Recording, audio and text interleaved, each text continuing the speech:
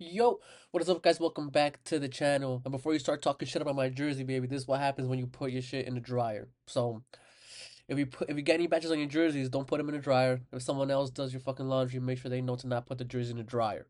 All right. But today we're gonna talk about the one, the only Carlito Ancelotti. As I'm sure you guys have seen, and honestly, what I'm pretty sure most of us knew, for a while now. It's just like now it looks like it's definitive. This is gonna be his last season with Madrid. Um, and even though this last season, man, has been chaotic, and a lot of the problems that the team has, obviously, like with the exception of injuries, I do kind of blame how the season's been going on him, and it's just mostly the team selection, and you guys know I have an issue with him just constantly trying to just be the players' friends, which works out a lot of the time, but sometimes, bro, he just has to be more assertive. Now, with that being said, it's also unfair to judge one person on one bad season. And the thing is, the truth is, overall, man, his tenure has been amazing. And if you're a newer Madrid fan, you might know, but you might not have seen it. His first tenure in Madrid, and I think we just have to look at the overall status of where the club was when he inherited it both times. Remember that after when he inherited it in 2013, the club was it was definitely still a Barcelona dominated a Spanish league, and even Europe at that point, right? We have been over 10 years since we won the Champions League. Barcelona started dominated the leagues, between right after we won the back to back between '07 and '08. So it was just like the club overall, it had the stars, but it didn't have the proper mechanics, right? Mourinho did not bring out the best in the players. You could see that in how the Clásicos were played back then. Very, very violent, very aggressive. And what I mean violent, man, I mean fucking violent. I don't mean physical. Like, you can have a game that's very physical, right? The players go and they do hard tackles, they do everything, but there's a difference between being physical and being violent. And if you remember those Clásicos with Mourinho and overall how Madrid was, it was fucking violent, bro. So Ancelotti came in, right? Obviously Mourinho won the league with 100 points. He won a Copa del Rey, so he didn't walk away completely trophyless, but he definitely walked away not having achieved everything that we thought he was going to achieve based on at that point his previous jobs, especially, obviously what he did at Chelsea, but to me more impressively what he did at Porto and what he did with Inter at that point, because he just came fresh off from winning the treble. But it was like my club at that point, bro. It wasn't in a good state. Just like with morale. You know what I'm saying? And you could see that with the players. As soon as Ancelotti came in, man, he did a 180. It was a situation where obviously that's the summer we got Gareth Bale. Um, but it was a summer, bro, where we had most of the squad that we needed. Like I said, we added Gareth Bale, but we had most of the squad. And it's gonna be one of those situations where being a man manager helps out a lot because he didn't really have to build the squad. He just came in, bro, and he did what Mourinho couldn't. He made everybody play together as a team. He brought up the morale in it. He changed the overall style of play to a point where it wasn't violent, bro. Like, it was aggressive, but it wasn't violent. Um, and he just made things fucking click, bro. Like in that first league, we missed by La Liga by I believe 2 or 3 points. So it wasn't much, right? We won the Copa del Rey. Gareth Bale had that amazing solo goal, and more importantly, bro, we won the Champions League. And the way that we won the Champions League, particularly in the final against Atletico Madrid, you saw the unity for all the players, right? Like in the Copa del Rey final, for example, Xabi Alonso was suspended. I'm sorry, Cristiano Ronaldo was suspended. Xabi, I believe, at that point was injured. But bro, like they jumped off the field. Ronaldo was celebrating Gareth Bale goal like he scored it himself. Bro, it was amazing. The atmosphere was great. He brought in the character that we needed to have at that particular point in time, and I will forever be grateful for that because to me that laid the foundations for what happened from then up until today. Obviously he wasn't in charge the entire time because we all know what happened his second season in charge, the 14-15 season, which to me was also a disaster of a season. It's very similar to how we came into this season, right? We just won the Copa del Rey, we won the Champions League, we won a double for sort, right? Like the weaker of the two doubles that you could win. But then his issues started coming up. The issues where now, mind you, that's the summer we signed Tony Cruz, we signed James Rodriguez, so we had a bigger squad, right? We already had Isco at that point. Oh my God, I'm forgetting his name. Marcos Llorente we had. He plays for Atletico Madrid now. We had Azier Garamendi at that point, right? And some of them did get signed over the 13-14 season, but they weren't major players when it came to the field in that season, with the exception of maybe Isco. And Isco started shining when Zidane took over. Um, but yeah, man, that season was a huge disappointment too. And again, it's a season that I would mostly blame on his decisions to not rest players and rotate them, because what happened is we went on a winning streak, right? And not a not losing streak. I'm talking about a fucking winning streak. Like, we won game after game after game after game after game for until around January. Once December came along and went, bro, you could see on these players' faces how tired they were, bro. Like, they did not have legs to run.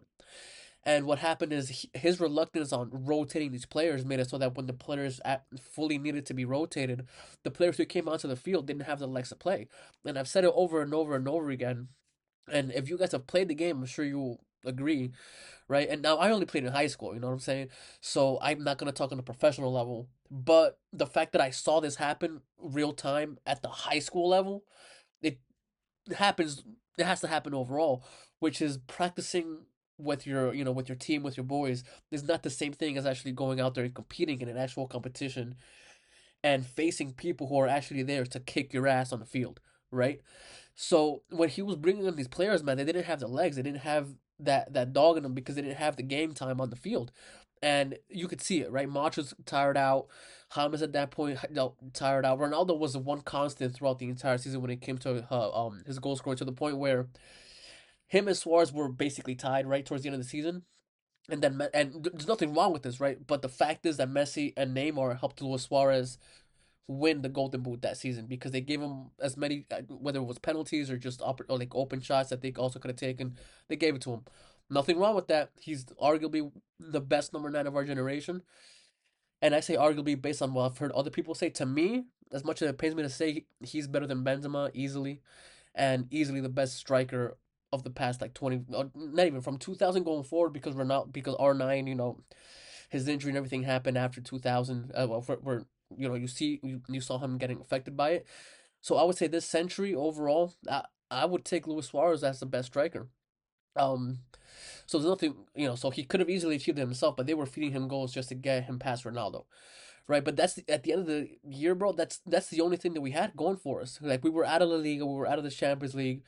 Obviously we were out of the Copa del Rey. It was just a shit show season, and it's for the same reasons that honestly happened this season. Like, I've seen it happen with the same coach in a similar fashion 2 times in a row, and it fucking sucks, because he's such a great coach to have overall, man. Right now, for this term was always gonna be a little bit different. Once he left the original time in 14-15, right? We went through, I believe, Rafa Benitez and Santiago Scolari before Zinedine Zidane came and took over. Zidane had a very similar mentality to Ancelotti, and obviously because he was the assistant coach during his initial season, during the 13-14 season, he was the assistant coach. He was on the bench. He was there when we lifted up La Decima. So Zidane came, he took over. Obviously, fucking amazing. To me, the 16-17 Real Madrid team from, and I'm not talking about the starting 11, because the starting 11 I don't believe so. It pains me to say it, but I think that goes to Barcelona. But I'm talking about from everyone on the field to everyone on the bench is arguably one of the best teams of all time, because you had Alvaro Morata coming off the bench giving you 20 goals. You had James Rodriguez coming off the bench giving you like 15 goals and like 20 assists. It was fucking insane, that squad, from beginning, from top to bottom. Fucking amazing, right? But Zidane, what? So that season was a shit show. The next season after that was also a shit show at the beginning, because we went through those two coaches, like I said we did, before Zidane took over. Zidane took over, we entered our golden era, 3 back-to-back-to-back Champions Leagues. And then when he left, it left a void. And even when he came back, he did come back to win more trophies, but it wasn't the same. So when Zidane announced that he was leaving again, it left kind of a void. The only coach who I could see taking over, who I would completely approve at that point, because I didn't think Ancelotti was coming back, was Jurgen Klopp. But Jurgen Klopp was stuck in Liverpool, stuck. I mean, like, he was not leaving Liverpool, and he didn't, like, why the fuck would he at that point in time, right? So I couldn't think of anybody, and then they announced Ancelotti. At that point, I had mixed feelings, because I knew how overall he was going to be, right? And at that point, when he took over, I was worried, because we had Rodrigo, we had Vinny, we had all these young players who I know for a fact he doesn't prefer playing the young players to begin with. So I was a little worried, but bro, that first season he fucking proved me wrong, and it turns out that he's the type of coach that Vinny needed, right, to push him. Because as soon as he came in the next season, that's when Vinny started performing, and that's when we saw exactly what Vinny was going to be able to be, right? Cindy Rodrigo, and just overall, bro, he just overhauled the squad. And to be honest, the fact that we won the Champions League last season, well, first of all, though, the Champions League run that he was at the helm for, right, the 21-22 season, it's to me, and I think if you look at it unbiased, it's arguably one of, if not the most impressive Champions League campaigns of all fucking time, right? Of all time, from who we played to how we won. And I'm not saying like they were like landslide victories. I'm saying like how we won. Like we had fight. We had fucking fight. We beat the champions of England. We beat the champions of France. We beat the champions of the champions. We beat the holders. So we went through champions every single fucking round, right? And at the end, we fucking lifted the Champions League thanks to Benzema and his inarguable Ballon d'Or winning season. But then Benzema left, right? No solid striker. So we bring in Joselu. Joselu is one I do miss him, right, coming off the bench, but he's not a starter for a club like Madrid, right? As much as we love him, he's not like a starting name. So we went into that season, right, the one with like the 23-24 season completely empty-handed, very similar to the season before.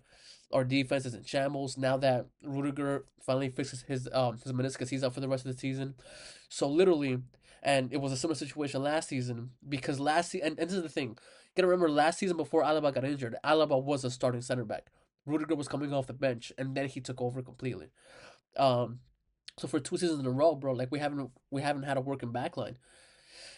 But last season, bro, what he was able to achieve with the injuries that he had is fucking incredible. It's incredible. Like right now, he's at the top of the most trophies with Madrid. He has the most Champions League victories with Madrid, I believe, if I'm not mistaken. Just overall, bro, like his essence and his presence on the field is going to be missed. That's not to say all his tactics are agreeable at all times. That's not to say I don't disagree, obviously, with his decision when it comes to fielding players, when it comes to making substitutions. No coach in the world is perfect, right? And those are his flaws. The thing is that right now we're at a time where his flaws are being completely fucking exposed, and I know it's because of the game, the amount of the games that we have, but that's one of those situations, bro, where I'm not gonna have any type of remorse or feel bad for him because right now we were in the Club World Cup, we were in the Super Cup, we are well, we're in the old Club World Cup still this season that was played. We're in the new Club World Cup that's still coming up. We're in the Super Cups because we are Real Madrid. Like we're the type of club that should always be in those competitions. So, and this is the thing. Like there are way too many games being played, but at the end of the day, you can't really bitch and moan about it because you're in that situation because you're such a fucking big club because you're successful. So it's a weird situation where you understand that there's a lot of games, but at the same time, how are you gonna complain about it if you're in it because you've been succeeding, you've been winning, so that's why you're in those fucking competitions. It's not like they just fucking gave it to you out of nowhere. Oh, Inter Miami, oh Messi. You know what I'm saying? Like that's just how it works. Now, the way he's leaving, to me, based on the reports, is perfect, right? He's getting a proper send off at the end of the season. Right now, even if the only way that I saw him getting sacked halfway through the season was if we either lost against Arsenal in the second leg, and I'm talking about like a lance like the first leg, which we got outplayed, but it wasn't as bad as the first one, or if we got absolutely demolished by Barcelona in the Copa del Rey final.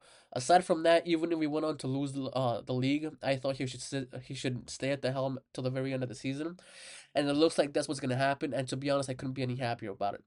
Even if we lose this current league, right? It would be to me the worst season that I've suffered or gone through as a Madrid fan that I can remember.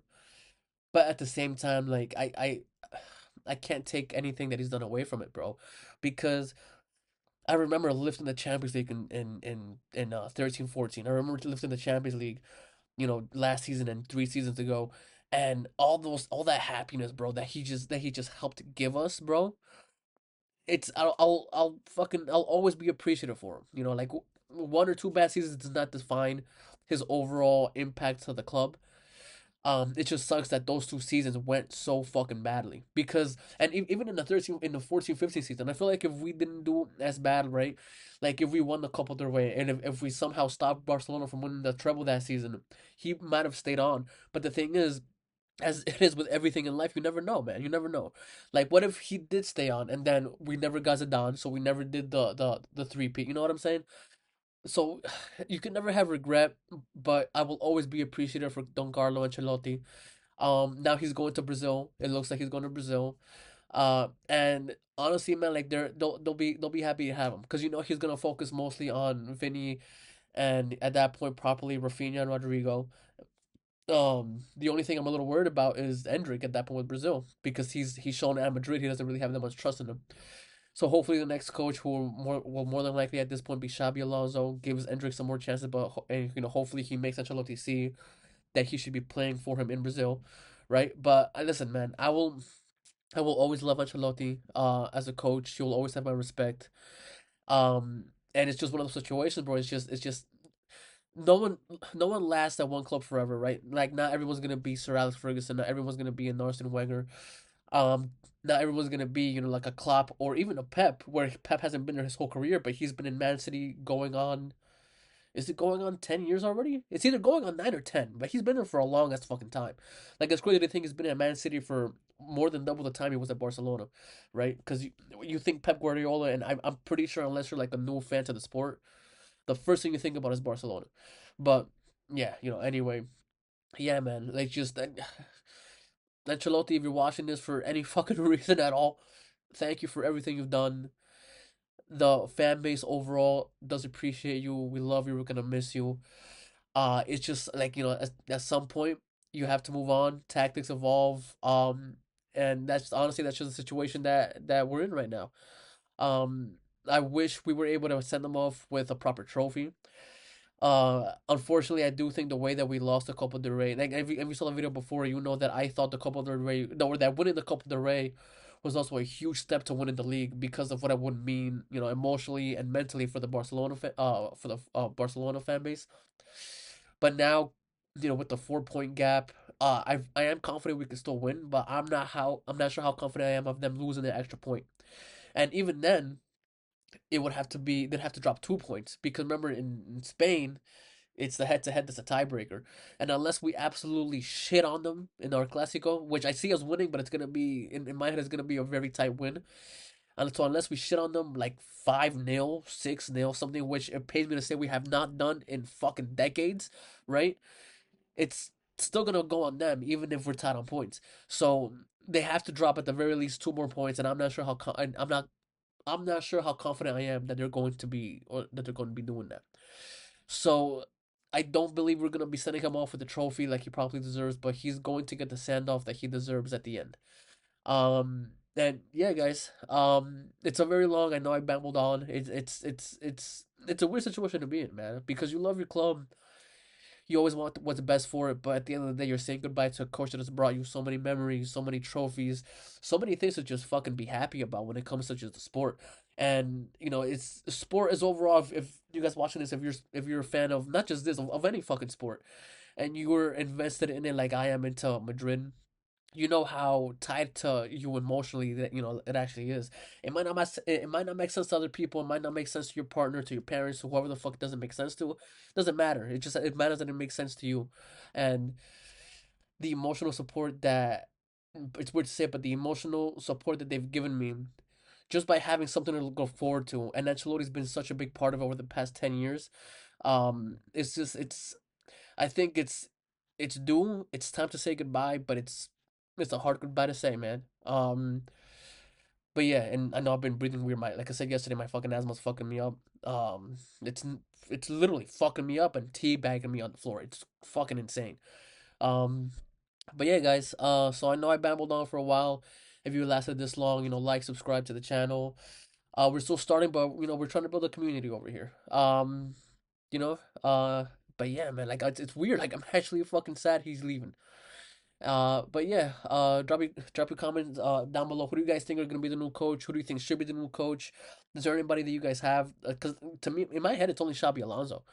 I, I would take Klopp, but I don't see him leaving Red Bull. And to be honest, he stepped away from the game. I think right now it's do or die for Xabi to come to Madrid, and we'll see how he does. But yeah, guys. Anyways, catch you in the next one. Laters.